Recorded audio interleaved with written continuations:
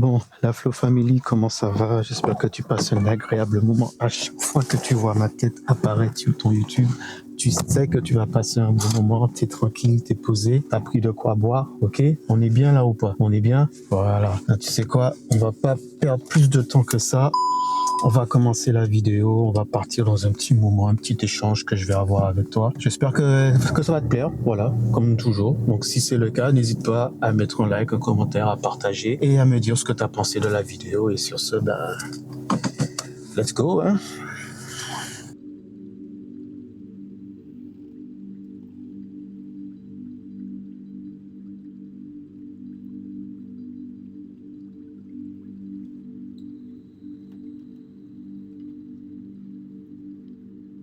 Bon les gars, la vidéo que je vais te présenter aujourd'hui, ça fait un bout de temps que j'essaie de la faire et à chaque fois je reportais ou je la faisais et j'effaçais parce que voilà, ce dont je vais te parler aujourd'hui est basé uniquement sur mon expérience de vie. Je ne suis pas psychologue, je ne suis pas neuroscientifique, je sais pas trop comment ça se dit, mais voilà, je suis pas dans ce cercle-là. C'est vraiment du domaine de l'expérience, du ressenti, de comment j'ai analysé les choses, les conclusions que j'en ai tirées et ce que je peux partager avec toi. Le but n'est pas de dire que ce que j'ai appris est la vérité, ni c'est comme ça qu'il faut faire. C'est juste, ça a fonctionné pour moi. Donc, j'espère que ça peut trouver écho parmi certains d'entre vous qui vont regarder cette vidéo-là. Et si ça trouve écho chez toi, n'hésite pas à me le dire. Si ça trouve pas écho, c'est pas grave. C'est pas le but, en fait. C'est pas de dire que, voilà, j'ai raison, il faut faire comme ça. OK? Donc, maintenant que ça a été dit, j'espère que vous allez être compréhensif dans les commentaires et que vous n'allez pas commencer à me badigeonner de science. Oui, ça se dit pas comme ça. Non, mais ça, c'est, vas-y, on n'est pas là pour ça. T'as capté ce que j'ai dit? Bon, donc reste focus sur le message que je délivre par rapport à moi. Va pas le rétro-projecter sur toi, que toi tu t'aurais dit ça différemment. Non, c'est mon retour d'expérience que je partage avec toi. Après, si tu as le tien et tu as une autre vision, moi je suis ouvert pour l'échange. Ok? Bon les gars, quelque chose que les gens recherchent énormément, c'est le bonheur. Les gens, tout le monde veut être heureux. Tout le monde veut avoir une vie bien, tout le monde veut avoir une vie facile, tout le monde veut avoir une vie sans emmerde, une vie sans problème et tout ça et compagnie. Mais bon, on sait tous que le seul moyen pour toi d'avoir une vie sans problème, c'est de vivre avec plein d'argent, tout seul, et de pouvoir faire ce que tu veux sans que ça puisse t'affecter par rapport aux décisions que tu vas prendre avec les autres. Voilà. Franchement, c'est le seul moyen pour être heureux. En tout cas, au point de vue de cette société. Donc, pour ceux qui ne le savent pas, voilà, je suis sorti de ma dépression, ça fait un bout de temps déjà. Et je vais t'expliquer comment j'ai fait pour en sortir. Et c'est pour ça que je t'ai dit tout à l'heure, voilà, de ne pas prendre ce que je dis comme acquis, comme vérité, machin et tout ça. C'est vraiment un concept, un visuel, une analyse, une sorte de rebranding que j'ai fait sur moi-même pour avancer et aller mieux. Pour sortir de ma dépression, je me suis penché sur ce qui fait défaut, surtout quand tu es TDAH, voilà, parce que je suis aussi TDAH. Ce qui fait aussi défaut, c'est la gestion des émotions. Et la gestion des émotions, on sait tous comment ça fonctionne, c'est par certaines hormones. Ok, c'est quand tu as des troubles hormonaux que c'est très difficile de gérer tes émotions. Ok, donc moi, avec un déficit hormonal majeur par rapport à la dopamine, je me suis mis à chercher et à savoir ce que je peux comprendre sur les différents types d'hormones qui sont sécrétées par le cerveau. Ok, jusque-là, rien de... c'est de la base. Voilà, j'ai été chercher et voilà ce que j'en ai. Pour être heureux, tu as besoin de 4 sécrétions hormonales. Et je me suis dit, il faut que tu arrives à le faire dans cet ordre-là. Donc, voici les 4 hormones qui déjà, selon moi, ok, selon ce que moi j'ai fini par voir, c'est tu as la dopamine, ensuite tu as la sérotonine, ensuite tu as l'ocytocine, ensuite tu as l'endorphine. Alors bien évidemment, chacun a une fonction. Et j'aurais pu t'expliquer cette recette du bonheur, comme tu l'as vu dans le titre, en restant un peu focus sur la vidéo et la photo, mais ça ne va pas parler à tout le monde. Donc ce que je vais faire, c'est que je vais te donner ma recette du bonheur, selon moi, avec un exemple qui sera un peu plus parlant que tout simplement le domaine de la photo et de la vidéo. Et tu vas voir que si tu allies ça et si tu l'additionnes avec ce que toi tu fais, ce schéma-là, tu le prends et tu l'additionnes avec ce que tu fais, dis-moi si tu penses que ça peut fonctionner. Donc tu as la dopamine, la sérotonine, l'ocytocine et ensuite à la fin, l'endorphine. Et chaque d'eux a ses spécificités.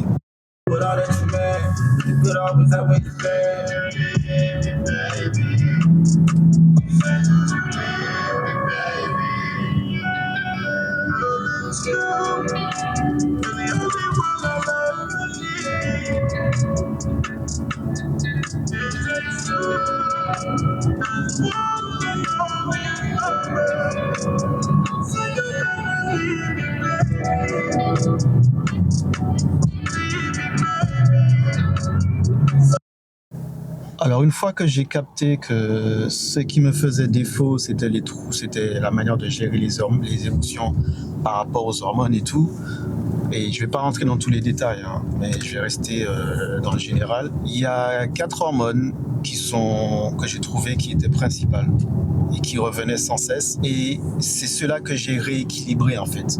Et pour faire ce rééquilibrage-là, j'ai dû les comprendre, j'ai dû les mettre à ma compréhension, j'ai dû les mettre à ma sauce, à ma vision, à ma manière de vivre. Et pour justement faire ce rééquilibrage hormonal, ça passe aussi par le mental. Comme je ne pouvais pas le faire de manière chimique, de manière biologique, je l'ai fait mentalement. Ça m'a pris du temps, mais je l'ai fait mentalement. Et c'est la raison pour laquelle je t'ai donné ces 4 hormones-là qui sont, encore une fois, je répète, hein, mais je vais souvent les répéter, dopamine, sérotonine, ocytocine et endorphine. Je les ai rééquilibrés, je les ai mis dans cet ordre-là. Et je vais te donner la raison pour laquelle je les ai mis dans cet ordre-là. La dopamine, c'est l'hormone de l'action, ok ? Il n'est ni dans le présent, ni dans le futur, ni dans le passé. C'est juste l'hormone du présent. C'est l'hormone qui est générée par l'idée. Moi, je le vois comme ça. Et pour étayer mes dires, on va prendre une activité qui est toute simple et je vais à chaque fois y imposer les hormones que je vais utiliser pour arriver à la fin de cette activité-là. Et cette activité-là, c'est tout simplement aller laver ma voiture. Disons que le matin, tu te lèves et tu as l'idée d'aller laver ta voiture. Donc, l'idée se génère dans ton cerveau. Et pour aller laver la voiture, il te faut de l'énergie. On est d'accord ou pas? Donc, la dopamine, c'est l'hormone qui va appuyer sur le bouton de l'action. Qui va, une fois que l'idée est générée dans ton cerveau, une fois que l'idée est générée dans ta tête, c'est l'hormone qui va te fournir l'énergie nécessaire de te lever et d'aller vers cette idée-là. Déjà, premièrement, juste ça, de verrouiller l'idée, je vais laver ma voiture, je suis d'accord avec ça. Tu vois, c'est pour ça que c'est ni dans le présent, ni dans le passé, ni dans le futur, je vais laver ma voiture. Tu sais pas encore quand, tu n'as pas décidé, mais aujourd'hui, tu te dis, tu as envie de laver la voiture. Donc, dopamine. Selon on va dire la jauge de dopamine que tu auras sécrétée à ce moment-là, l'idée et l'envie d'aller laver ta voiture sera plus ou moins plus grande. Si au moment où tu as eu l'idée t'as généré l'idée d'aller laver ta voiture, mais tu n'as pas généré assez de dopamine pour cette idée-là, ben, tu n'auras pas justement l'action nécessaire pour passer à la suite. Ok? Donc, c'est le niveau, ok, et l'intensité, je vais dire comme ça, de dopamine générée par rapport à l'idée qui te fait passer à l'étape suivante. Mais pour l'instant, ce n'est qu'une idée. Tu es couché dans ton lit. Ce n'est qu'une idée. Disons que l'idée d'aller laver ta voiture, ça te plaît assez parce que ça a permis de générer assez de dopamine pour passer à la suite qui est justement te lever et aller laver la voiture. Tu vois le délire ou pas? Maintenant, tu as de la dopamine. Ok, c'est bon. L'idée, elle a germé. L'idée est validée. On va laver la voiture. On ne sait toujours pas quand, mais on sait qu'on va laver la voiture. Qu'est-ce qui se passe ensuite? Alors maintenant que tu as décidé de laver ta voiture, ok, dopamine, comme je t'ai dit tout à l'heure, il est important de savoir ce qui va être généré par la suite. Désolé pour le bruit les gars, j'essaie de sortir un peu des sentiers battus que je fais d'habitude, je suis dehors, je vous fais la vidéo en mode vraiment comme j'ai envie de le faire, pas encore toujours assis dans le bureau à vous parler avec un micro, là j'essaie, voilà, t'as capté. Donc là disons que après avoir eu l'idée, il faut passer à l'action, ok? Et passer à l'action, c'est la sérotonine. La sérotonine, c'est l'hormone de l'instant, c'est l'hormone du présent, c'est l'hormone du maintenant, c'est l'hormone de tout de suite là, qui veut dire que l'action de laver ta voiture, quelle que soit la manière, hein, avec une brosse, avec une lance, dans un rouleau en automatique, quelle que soit la manière que tu vas utiliser pour laver ta voiture, le but c'est de la méthode que tu vas utiliser pour laver la voiture, est-ce que ça te plaît de le faire? Est-ce que c'est pas chiant? Est-ce que tu es heureux? Est-ce que ça te fait du bien d'utiliser cette technique et cette méthode-là pour laver ta voiture tout en restant dans l'idée? Parce que sinon, tu avais la dopamine pour aller laver ta voiture, mais au moment où tu commences à laver ta voiture, tu n'as plus envie. Pourquoi? Parce que ce que tu fais pour laver ta voiture, ça ne te plaît pas. Ce que tu utilises, par exemple, maintenant, il faut laver à la main, ça ne te plaît pas. Il y a trop de monde, il faut attendre, ça ne te plaît pas. Tu as mis le jet maintenant, ça te fait chier de pouvoir passer le jet, ça ne te plaît pas. Le rouleau, tu n'aimes pas passer au rouleau, ça ne te plaît pas. Les équipements, faire le truc à la main, tu t'as capté? La sérotonine est délivrée au moment où ce que tu fais comme action te plaît, toujours en restant dans l'idée principale. L'idée principale, laver la voiture. Je suis en train d'utiliser mes brosses, du shampoing, en train de passer la voiture à la main. J'aime ça, ça me plaît. Je délivre de la sérotonine. Donc à partir de ce moment-là, laver la voiture, c'est une évolution vers le bonheur parce que laver la voiture, ça me fait du bien. Pendant que je suis en train de laver, je sécrète de la sérotonine parce que je sais que je me répète beaucoup, mais c'est pour que tu puisses vraiment comprendre le cheminement et en fait le concept. C'est que passer la brosse sur la voiture, ça me plaît, j'aime ça. Donc, je suis bien. Donc, l'idée de laver la voiture, c'est toujours une bonne idée. T'as capté ou pas? Sérotonine. Ok, bon, pour la suite, la team, vous allez m'excuser parce que le micro, il m'a lâché à ce moment-là. Je n'ai aucune manière d'expliquer pourquoi. Il m'a juste lâché. Bon, ce que j'étais en train de dire, c'est qu'après avoir eu la sécrétion de sérotonine, tu vas avoir l'ocytocine. Et il faut savoir que l'ocytocine, c'est l'hormone de la liaison. On va dire la liaison dans la société. Je vais le présenter comme ça parce que j'ai pas d'autre moyen pour mieux l'expliquer. L'ocytocine, c'est l'hormone que ton cerveau va sécréter dans ton corps quand ce qui te fait plaisir, que tu es en train de faire, soit tu as un plaisir de le faire soit avec toi, donc tout seul, un plaisir solitaire, ou un plaisir avec les autres. Donc que ce soit avec les autres ou avec toi-même, tu vas générer généralement de l'ocytocine. Bon, alors moi ce que je me suis rendu compte, c'est que pour moi le niveau de cette ocytocine que tu vas sécréter, ok, le degré, le level, la quantité, on va plutôt dire ça, on va plutôt dire la quantité d'ocytocine que tu vas sécréter, c'est ça qui va déterminer si l'action que tu es en train de faire, l'activité que tu es en train de faire, tu prendras plaisir à le faire seul ou avec du monde. Moi, je me suis rendu compte que quand j'ai pas beaucoup d'ocytocine, j'ai juste ce qu'il faut pour moi, pour prendre plaisir dans l'activité que je suis en train de faire. Donc, genre laver la voiture tout seul, ça me va. Et en fait, s'il y a d'autres personnes qui vont se rajouter dans l'activité, j'ai pas assez. Tu vois, la quantité n'est pas suffisante pour prendre plaisir à faire cette activité-là avec eux. Alors que si j'ai assez d'ocytocine, j'en ai pour moi et pour les autres. Donc c'est pour ça que je dis c'est un petit peu l'hormone qui est utilisée et sécrétée pour mieux vivre en société. Il faut savoir une chose, c'est que l'ocytocine, c'est une hormone qui est énormément sécrétée chez les femmes enceintes. Tu captes pourquoi? La femme enceinte qui attend un enfant dans le ventre, donc l'hormone de la liaison, ça fait sens. Voilà, c'est un petit peu la raison pour laquelle les hommes, quand on a un enfant qui va arriver, le nouveau-né, le contact, c'est obligatoire, limite essentielle, si tu veux justement que cette ocytocine soit sécrétée dans ton cerveau pour t'habituer à passer du temps avec ton futur enfant. Voilà. Bon, c'est ce que j'essayais de dire depuis le début, mais mon micro, il est parti en vrille. Mais heureusement, sur la suite de la vidéo, il va revenir et je pourrai continuer la vidéo avec. Mais bon, je pense qu'il est vraiment temps que j'achète un nouveau micro sans fil. Et je pense que j'irai chercher le petit DJI qui est sorti, le mini là, parce que celui-là, vraiment, il est vraiment nul.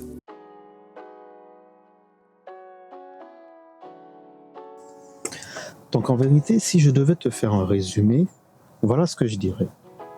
Le secret pour être heureux dans ce que tu fais passe par ta gestion de tes émotions. Et pour gérer tes émotions, ça passe par justement les sécrétions hormonales qui sont délivrées par ton cerveau.